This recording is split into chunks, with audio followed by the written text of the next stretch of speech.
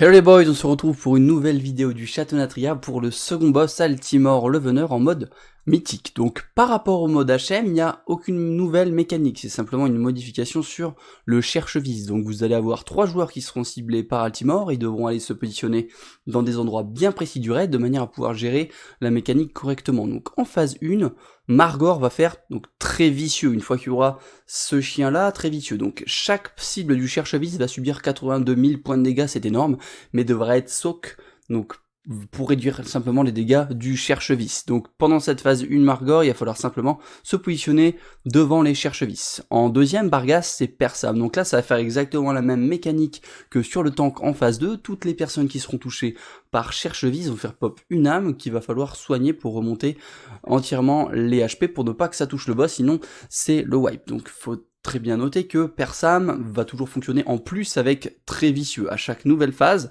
les modifications mythiques de la phase d'avant restent les mêmes.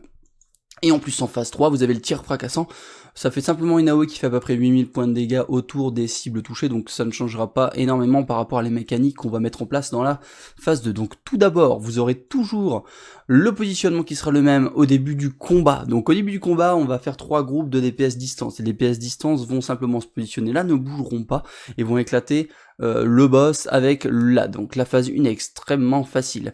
Vous allez également toujours avoir le tir de dispersion pendant toute la durée du combat, donc là ça va faire 13 500 points de dégâts, donc ça fait plutôt mal. Pendant la phase 1, il y a beaucoup de joueurs qui vont se la prendre, mais beaucoup moins pendant les phases suivantes. Pendant la phase 1, il y aura toujours fente vicieuse, donc le chien va cibler un joueur qui va devoir se mettre donc normalement dans son groupe de corps à corps ou respectif. Il n'y aura pas vraiment besoin de bouger, mais il faut à tout prix qu'il y ait 5 joueurs pour réduire les dégâts correctement, pas plus, parce que ça va laisser un dot qui est relativement violent, donc ce dot-ci, il va falloir claquer des CD personnels sur ce dot-là qui fait quand même relativement mal, hein. Quand on le couple au tir de dispersion, faut être certain d'être full life à ce moment-là.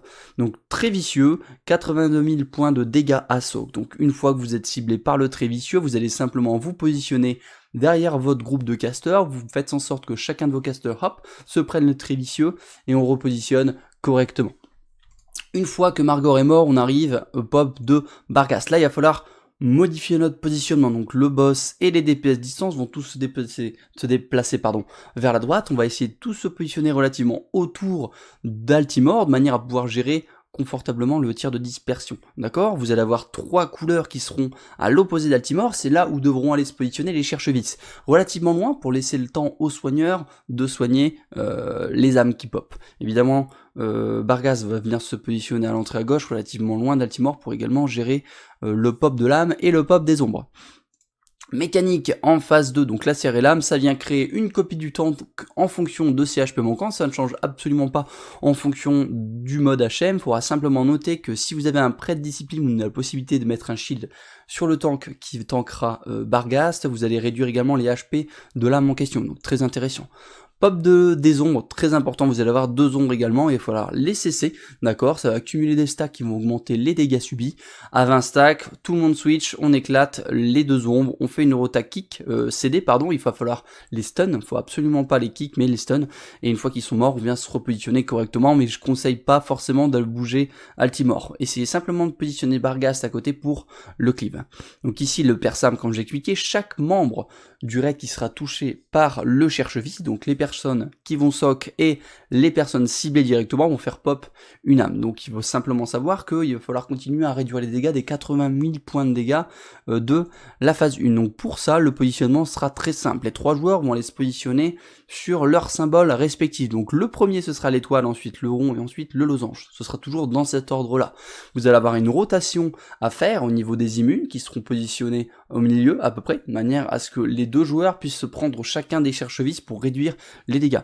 Il va y avoir des âmes qui vont sortir des gens sous immunes, mais il y aura quasiment rien à soigner vu qu'ils seront full life et sous immunes, et vous allez avoir un petit peu plus de PV à remonter considérant les âmes qui seront sur les 3 symboles, les cibles de cherche-vis. D'accord? Vous allez pouvoir également bouger un petit peu Altimor vers le mur, de manière à pouvoir augmenter la distance entre le boss et les âmes.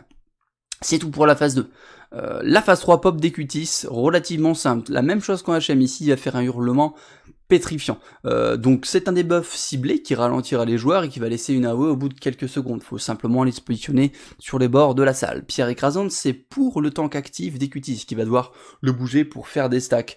le boss, donc le chien, de manière à ce qu'il fasse beaucoup moins de dégâts, mais ça va faire beaucoup de dégâts sur le raid, là, ça va être soutenu, donc à ce moment-là, on claque ABL. La modification du cherche-vis ici ne fera pas un gros changement par rapport à la manière dont on gérait la mécanique précédemment, ça va simplement faire une AOE autour des cibles touchées, qui va faire à peu près 8000 de dégâts, donc absolument pas létal.